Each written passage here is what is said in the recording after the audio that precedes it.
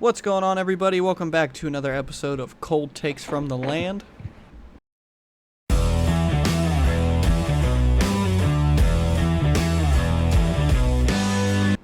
Cold Takes from the Lane, where you get the coldest takes from the hottest Cleveland sports fans. And boy, what a difference a week makes, buddy. Here comes Santa Claus, right down Santa Claus Lane. That's, that I think that sums up the whole game, so let's go ahead and leave it at that. And we will see you guys next week. Yep, see you later, bitches. Just ends recording. No, I'm just kidding. But, how about it, buddy? We got it done. Made me shit myself at the end there, but... Oh, yeah. Yeah, I need therapy after that win. But it was exactly like both of us thought it was going to go. It was super sloppy, very low scoring. My score was in fucking play there for quite a while both until of we ours ended were. up. Yeah, I know. And then at the end, we pulled away. But Jesus fucking Christ, man. Whew. What a start, and then what a shitty second half we played until the defense finally came through in the end. Yeah, that was not a pretty game of football to watch, but you know what? We came out on top, and I know we'll have plenty to say. And some things surprised me, some things didn't surprise me, and we're gonna get on into it. But the Browns got the old dub, 18-13, after a pretty dominant first half, and then a hellacious garbage sloppiness of a second half. But we did it. We made it. We done did it, buddy. Yeah, that's why you play two halves, man. That's why you play two halves. I mean, that first drive, I had a feeling it was kind of going to go like that because we've seen games before where the first 15 scripted or so plays at the beginning, we look amazing and then just can't find our rhythm offensively after that. And that's kind of exactly how it went for the most part. Offense was still very spurty. Ford's average was pretty good, but it was all mostly off of that one fourth down end around run where he had like 40 yards. He still wasn't bad. It was nice to see that Deontay Foreman got a good chunk of carries, and he's kind of the opposite. Yeah, he got the start. Yeah, he only averaged 3 yards a carry, but like just he runs so hard, and like the way he gets his yards is really nice to have. So I'm glad that they're using him and Ford together, which is how I felt it should have been. Just because Foreman's much bigger, much harder of a runner, and can get you can really fight for some yards, and then you can use Ford as a complement to that, like in the pass game, and he'll get you some bursts here and there. So I think hopefully we're beginning to figure out the formula for the run game, at least until Chubb's back. Yeah, it looked really good today, man. I mean, I think what they did today was the perfect formula. I think we start Foreman because he's bigger, just a bulkier guy. He's got that freaking, not nearly as big as Derrick Henry, but he's got that Derrick Henry build to him. And he came out, he had what? He got that dog in him, yeah. He had 14 carries for 42 yards. Like you said, 3 yards a carry. Not great, but he was still pretty damn good today. Ford had that one huge fourth down conversion on that trickery play where he got like 50 yards, ended up with 64 total yards. So just between the two of them, that's already over 100 yards. And then Deshaun Watson had another 20 yards on the ground himself. So it was nice to see a group effort there in the run game. Yeah, I think it was split up pretty good. Foreman got the bulk. Ford got a good complement of carries, and then Watson got a few carries as well, whether it was designed or not. We got, I do want to mention... that was his one touchdown, rushing touchdown right up the middle. QB draw on the goal. That was kind of cool. Yeah. I do want to point out, Pierre Strong, 1 carry, -5 yards. Just want to point out he was there. Yeah, I saw that. They put him in, and I was like, what are they going to do here? And then they freaking did what they did, and I was like, oh, boy, Here we are. But one, I think. Well, let's just let's address the elephant in the room. Deshaun Watson, much better today than he was last week. By like, he might be in jail come Monday. We don't know. Yeah, fucking Christ, we don't know. But hey, I'll take it. He was 22 for 34, 186 yards, no touchdowns, no interceptions. He did have that rushing touchdown, and his stats actually aren't quite as good, honestly, as he played, because I think I don't know what the official stat was, but I'm positive we had like 5 or 6 drops from our receivers. Yeah, it was not good on that front. I thought he played you couldn't ask for a complete 180 like from last week, but that's pretty much what he did. He really put the ball where it needed to be. I think I only saw 1, maybe 2 throws, only one that I remember where it was way over the dude's head out of bounds. But other than that, he was right on the money, man. I mean, Amari Cooper, like you said, we had a couple drops from, I think, 2 from Elijah Moore, then another couple from Cooper. And then, other than that, I don't think Judy had any. He's been our receiver 1. I'm sure we'll touch on that here in a little bit. But yeah, I have a little bit to what say the about hell? Like, I receivers. kind of want to, like, go into that, too. Like, what the fuck is going on with Amari Cooper, man? He's got, I think, 4 receptions so far in the first 2 games for 27 total yards. I mean, he ran a perfect corner route, got wide open between the safety and corner. Freaking Deshaun dotted him up, and he just freaking dropped it. I mean, it was right in the breadbasket. Yeah, I was gonna say And the 4th down, or the 3rd down? I'm sorry, the 3rd down where he was across the sticks, converted, and jumped back. Like he doesn't make these mistakes usually. That's like a rookie receiver mistake to be past the sticks and then kind of jump back to try to get more yards, and he lost like 2 yards. Yeah, I do want to touch a little bit more on Watson, but I will mention that about Cooper. I'm kind of worried. Are we starting to see the regression from Amari Cooper? Because through these first couple games, obviously the first game's a weird one just because Deshaun was so bad, so it's hard to really say for sure. But at least I noticed in this one, he's just not. Now the field conditions weren't great because it was rainy and stuff, so that can always play a factor. This could be overreacting, but he's had a couple uncharacteristic drops. He had like 2 or 3 of them this game that were pretty bad. That one big one that could have been a touchdown almost. But he seems like he's not getting open like he normally does. He's not separating quite like he normally does. Now, I don't know if it's just a rough couple games, and the weather today wasn't great either. But I am kind of worried that maybe this is the start of the back end of Cooper's career starting to really take effect. I mean, he's only 30 years old, but every player regresses differently, so you never know. So I hope it's not true, but I'm a little worried that we're starting to see the decline in ability from Amari Cooper. I hope not, but I think it's possible. Yeah. I mean, there might be some truth to that. I don't know if that's like fully the case. It's hard to tell with only 2 games into the season, but I mean, he's running good routes still. Like I said, the one where he dropped a wide open corner route, that was a hell of a route. Like, even off the jump, he kind of beat the corner, got open, got to his spot, and just dropped it. So I'm going to chalk it up, with it being only 2 games, I'm going to chalk it up to just him being nervous. I mean, Amari Cooper's always been a guy that he's kind of, throughout his career in Dallas and Oakland, when they were the Oakland Raiders still, he struggled on the road quite a bit. In like weird games too. Like, it could have been a thing where it's like he played for Dallas, like in any weird like circumstance where there's like more pressure on him, he tends to not play as well, as shitty as that sounds. But it could have just been like, oh, my former team Dallas, I want to really stick it to him, and then he could have been pressing out there too hard. I don't know what it was in the case for week 1. Yeah, we won't really know, but I guess we'll just have to. He's also not really had the best rapport with Watson, really, to be honest. Like, I mean, he really took off under Flacco. He had some good plays still with Watson, like in the Titans game last year where he had that crazy down the field touchdown catch on the play action. That was good, but I'm like the 2 of them, they really don't seem like they're on the same page, as opposed to like Watson and Elijah Moore look pretty awesome today. Watson and Judy have looked good the first 2 games together, so it might just be taking them a little bit longer to connect that wavelength for whatever reason. Yeah, speaking of Elijah Moore, he's definitely looked like he's improved quite a bit over his time with Cleveland. He's another guy. He had a couple bad drops today, so you want to see that get cleaned up. But he led the team in receptions. He had 6 catches, 44 yards, and he's really becoming pretty reliable as that guy. Can get open in the middle of the field. He's a smaller guy, but he's really quick. He's agile. You can get him the ball in space, and he can make some things happen. So I think he's starting to come into his own here in Cleveland. And we kind of needed someone to be able to dominate the middle of the field today with the absence of David Njoku, and I think Elijah Moore kind of took that over for this game. David Bell looked decent too until he got injured. Yeah, 3 catches on 3 targets. I've always liked him. He's not very athletic, but he runs good routes and he's got really good hands. And if you're someone who can at least find a way to get open and catch the ball, like, you're always going to have a spot somewhere. So I'm glad he looked pretty good, even though he apparently dislocated his hip. So he's going to be out probably a while. So that's I guess maybe we'll see Kadarius Toney get called up to the active roster, or maybe, I don't know, Michael Woods or Cedric Tillman will get more burn, which I wouldn't be mad to see. So it's definitely interesting. However, Jerry Jeudy has been fucking awesome in his first 2 games. Today especially. Yeah, that trade is looking better every time he's on the field.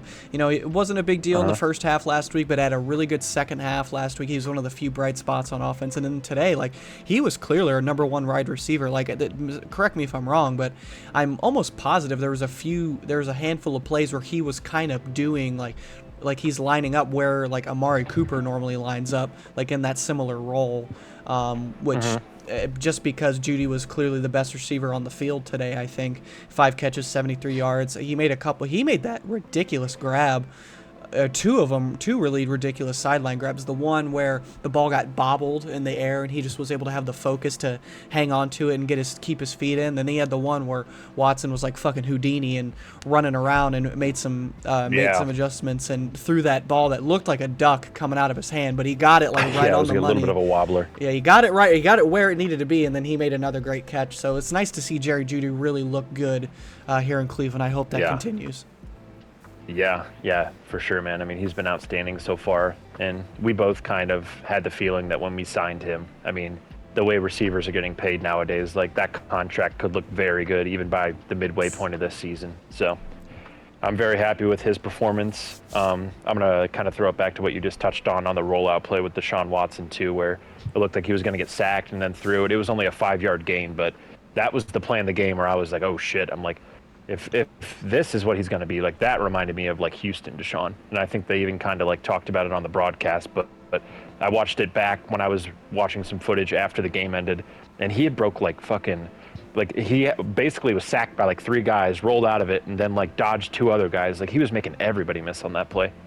Yeah, like he definitely looked a little more agile. He looked a little quicker today, for whatever reason. I know he had a lot of personal things going into that Dallas game, obviously with the passing and his family, and then obviously with all the garbage that he's been doing off the field, which you can't defend, obviously. But it's still something that's on his mind. So I don't know if maybe he just was not in the right mindset to play last week. That's not an excuse, but it could be a reason. Who knows? But he came in, looked a lot sharper. Or it could have just been chalked up to just being rusty, like a lot of the quarterbacks were in week 1 and 2. Yeah, hopefully that's the case, but we'll definitely see. But yeah, if he can, what he did today is just the baseline of just what we need from him. Like, be safe with the ball, get it into your playmakers' hands, make some plays yourself. You know, getting out of the pocket, making some guys miss, make a couple nice throws. So if we can obviously clean up the drops, because he had like 5 completions left on the table just because they were drops. If we can just have him do this and have a handful of just deep downfield shots that we can get more consistent on, like, this offense can roll, especially once Chubb's back. So I'm really excited to see the progression of how this goes, and this was definitely an encouraging game offensively. Obviously it was far from perfect, but you know, going into a week where we play the Giants, who are real bad, you would think that we can handle them. Yeah, you would think so, man. One thing I noticed too, like during the broadcast, which I thought was kind of funny, did you see that freaking Josh Allen put the Hines in his last name? I wonder if that's because specifically he doesn't want to be like confused with the other Josh Allen, the quarterback for the Bills. But they were like, yeah, Josh Hines Allen. I'm like, who the fuck is Hines Allen? I'm like looking on the TV. I'm like, oh my God. I'm like, Josh Allen like changed the name on the back of his jersey. It's hyphenated now. Yeah, I remember those a mini headline over the offseason. They changed it to a double last name. Yeah, I'm not sure the reasoning behind it. It could be something really personal, or it literally could be he just doesn't want to be the other Josh Allen. But yeah, it is interesting. Yeah, I mean, still a stud. He was making plays all over the fucking place today. Yeah, I'm pretty sure he had a sack. I wanted to ask you about that too. Yeah, he had a sack and then a couple other pressures. But I did want to ask you about the offensive line still. Those freaking tackles, man. That was the big negative. They are still negative. looking rough. Oh, God, both Hudson especially, like in the first quarter alone, he gave up the sack and then fucking had a holding, or I think he had 2 holding calls in the first half, if I remember right. But just abysmal still. And then, of course, our boy went down for a little bit again. I think he was cramping on the sideline, so they took him out. Man, we need to get freaking Conklin and Wills back. Yeah, make sure you appreciate Jedrick Wills more for just being at least an average left tackle, as much as people like to poop on him. But no, the whole offensive line, like even the usual guys who are always real good, it had some struggles. Like a lot of fucking penalties. Like we had that one possession where it was like 3rd and 1,000, just because of the over and over holding calls. And we were in field goal range. Yeah, you're telling me, brother. I was watching it. I'm like, Oh what? I'm like, God. I'm like, how does this keep happening? Because I remember I've never seen that in my life. Like we literally went from like I think we were like second and 5 and became third and fucking 35 or something like that. yeah, that shit's. I mean, I know it's a new offensive line coach this year. It's no longer Bill Yeah. Callahan. So I don't know if it's a discipline thing that they need to figure out, or if it's just I don't know, maybe a bad stretch a couple games. But like the whole line had issues like just being sloppy with shitty penalties, and then of course James Hudson, you know, is just not very good. And then obviously Dewan is still working through being back from that injury, and having some of his struggles. I'm not super worried about him long term, but obviously he's had a rough go of it the last couple weeks. So yeah, we really hope we can get Conklin and Jedrick back healthy as soon as possible. Just because, I thought the line still had some flashes of being pretty solid in the run game. But yeah, in terms, especially in pass protection, especially when you want to point out someone in particular, Hudson, it's just not great.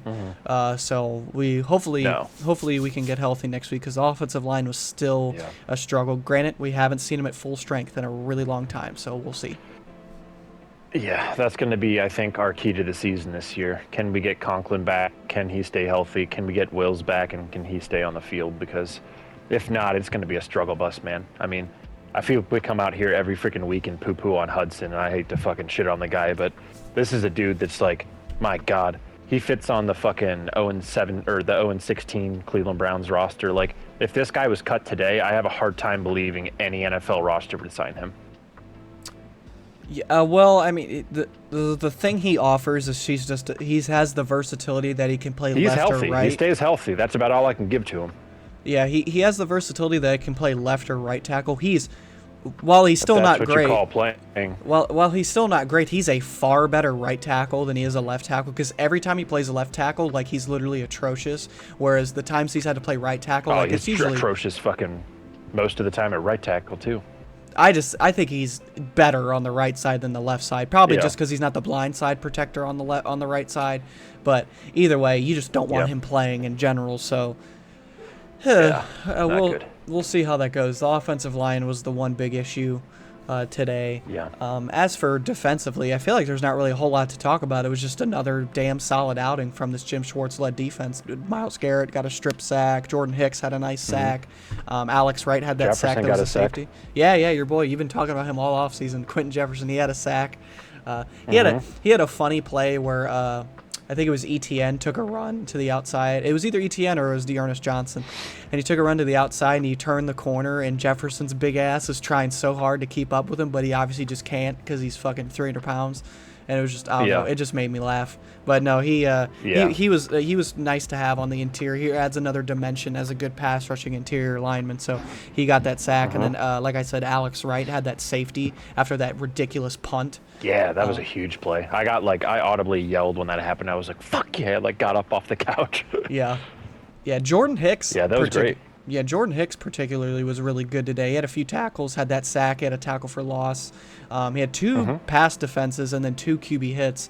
So it was nice to see our new veteran Mike linebacker come in and make a difference, since normally it's just the usual suspects we talk about in terms of who plays well. But yeah, it was nice to see. Yeah, man. Yeah. He really joined. I think he stepped up and played really well alongside JOK, because he was magnificent again today, especially in that first half, I thought. Yeah, because Hicks, he's got a ton of experience. He's won a Super Bowl. He's been a damn solid linebacker for damn near a decade, and so he's definitely a nice compliment to JOK. He's definitely the best linebacker we've had across JOK since probably that first year of Anthony Walker, when he was still pretty good before he blew his knee or blew his Achilles, whatever it was. Yeah. But yeah, the whole team as a unit played today. In terms of defense, they held this offense down the best they could, aside of a few chunk plays. I have noticed, particularly with Greg Newsome and Martin Emerson, they seem to not be tackling very well. Obviously, you pay corners to cover and not to tackle, but just one thing I'd like to add. I saw a handful of missed tackles by those two specifically, where you're just like, all right, let's wrap them up a little better. Yeah, no, I hear you. That could be a byproduct, too, of Denzel Ward not playing a ton today. I thought Cam Mitchell really stepped up, but they had Ward out there a lot in the first half. He had the one almost interception, but I noticed they kept subbing him out a lot, because I think he's kind of dealing with small nagging injuries. Yeah, and he's got a history of those nagging injuries, so probably better safe than sorry to do that. But yeah, Oh yeah, speaking of those almost interceptions, I think that's back-to-back weeks where he had an almost pick where it was like damn near in his hands and just bobbled out. So yeah. He ran the route for the dude basically in the first quarter. I mean, he couldn't have fucking played that route any better than he did, which was pretty cool to see. Hickman was great again. It was nice to see Hickman step in, and whenever you don't notice your safeties, that's always a good thing. I noticed Delpit had a couple good plays where he got in the backfield, made some tackles, but Hickman was good. Didn't get beat over the top like Thornhill got toasted in week 1. So it's nice to see the young guy get some playing time. Yeah, as much as I liked Thornhill when we first signed him, and he's a vet, and he's still pretty solid like against the run, he's just been so rough in coverage. Like Ronnie Hickman, I think has clearly been better. I even think Rodney McLeod at this point is probably a little bit better in terms of in coverage. Juan is nice to have in terms of run defense, I think, and plus he is a seasoned vet. He's seen it all, and he's won a couple Super Bowls, so you still want him there, but I think once he's back healthy, you really got to consider rotating, Hickman and McLeod in more often, just because Thornhill's been a bit disappointing since bringing him in. But yeah, man, it was a solid outing defensively. Not a whole lot to say. I mean, spectacular through the first 3 quarters too. I think Trevor Lawrence had 16 yards, like a couple minutes into the third quarter, which when I saw that pop up on the TV, I was like, oh my God, I'm like, we're having another vaunted Cleveland Browns defensive performance where until we started getting a little more laxed in our coverage because we had a decent lead, that's when he really started getting the chunk plays down the field. Yeah, and I'm a bigger Lawrence fan than you are, but I like him a lot, and I thought we bottled him up pretty well, aside from a few plays here and there. And then Travis Etienne, who's of course the biggest threat in their offense, it was nice to see him be held to just 4 flat yards a carry. He had 52 yards on the day, which again, majority of that was a bigger 20-yard gash. So if you take that run away, that's 12 carries for only 32 yards. So you like to see that. But yeah. Another typical Browns defensive outing, and then the offense looking much improved. So definitely a lot to be encouraged by. Fucking unfortunately, the damn Steelers beat the Broncos, so they are still at the first place in the North. And of course, of all teams, goddamn Pittsburgh is 2-0, and Cincinnati and Baltimore are 0-2. Another horrible game. They scored 13 points in one. Like the Pittsburgh just wins in the most ugly fashion. But yeah, 0-2 for both the Bengals and the fucking Ravens. Let's talk about that for a second. Yeah, that's absolutely crazy. Wild because.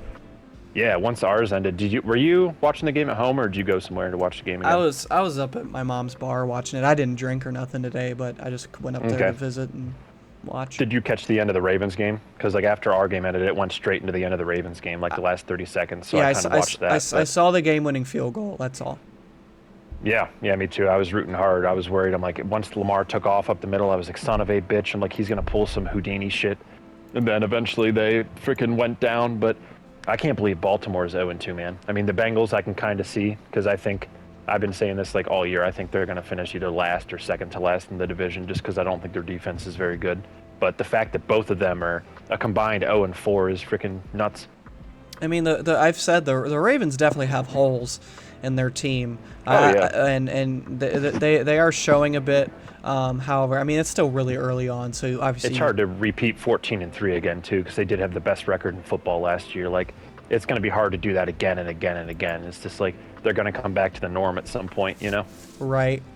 So I mean, yeah, we'll see. Oh, excuse me. But yeah. But.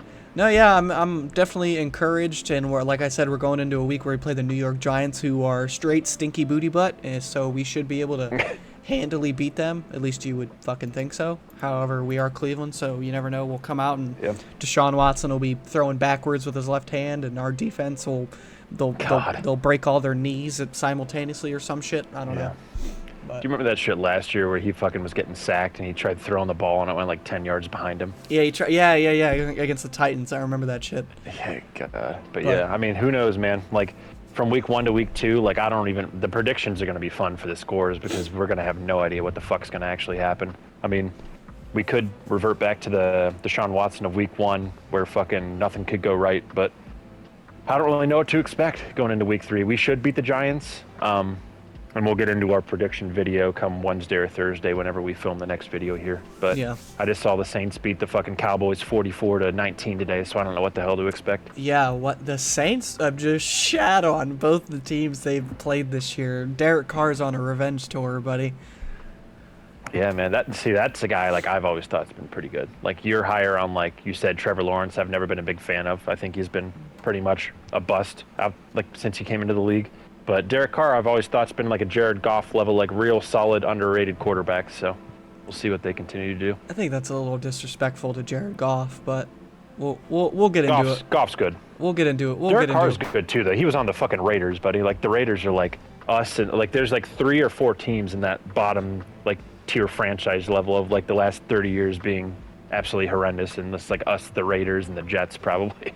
Speaking of, and we play the Raiders in 2 weeks. Or the Lions. The Lions have been pretty bad too. I mean, I'll give Jared Goff credit for that. So, yeah, the Raiders. Yeah. We play them on the road too, don't we? Yeah, we play 3 road games actually consecutively after the Giants game. Yeah, it's tough.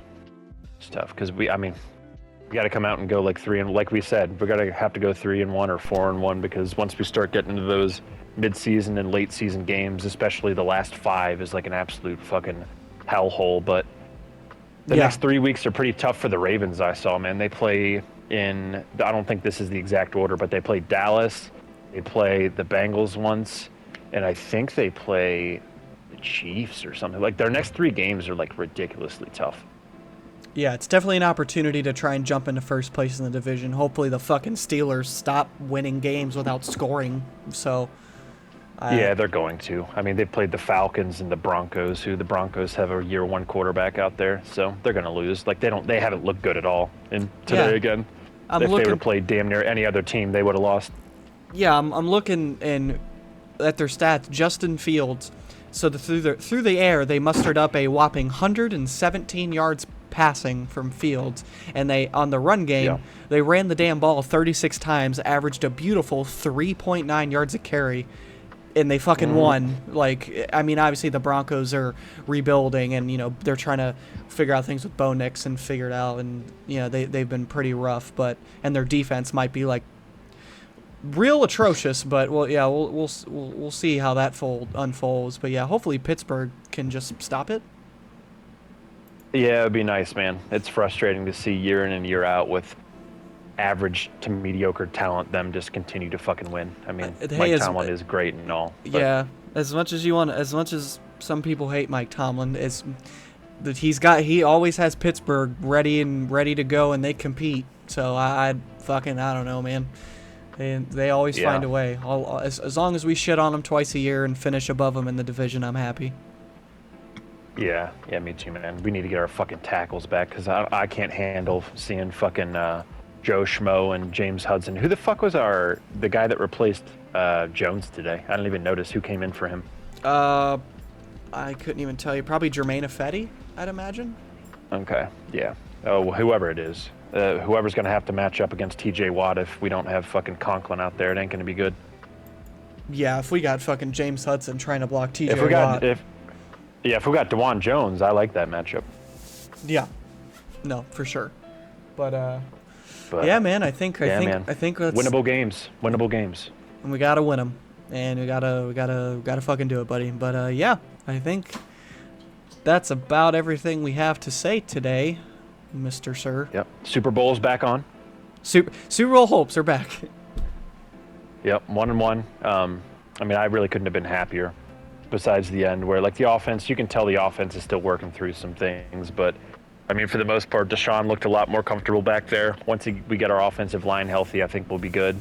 And see what we can do when we get Nick Chubb and Njoku back. I mean, we're missing 2 of our 3 biggest weapons out there, so get 2 of those guys back and see what we can do. Yeah, for sure. But yeah, I think we're all done here, and we appreciate you guys for listening once again. And we'll Wait. What? I do want to throw one shout out in there. I thought Akins did pretty damn well too. Like, we haven't seen a lot of him, but he's pretty damn quick for being a bigger guy, and he did decent in blocking. So we'll give Jordan Akins a little shout out there, replacing Njoku today. Yeah, hashtag Michael Jordan Akins. That's what we're gonna call him for the rest of the year. Hashtag Chicago Bulls Akins. The Chicago Bulls Aikens. Hashtag my knees Aikens. No, I'm just kidding. That was horrible. Anyway, Oh my God. but yeah, that was another episode. We appreciate you guys for listening. The next video will probably be the guards update, and then we'll have the Browns preview later in the week. So yeah, it's been another episode of Cold Takes from the Land, and we will see you in the next one. Cold takes from the land.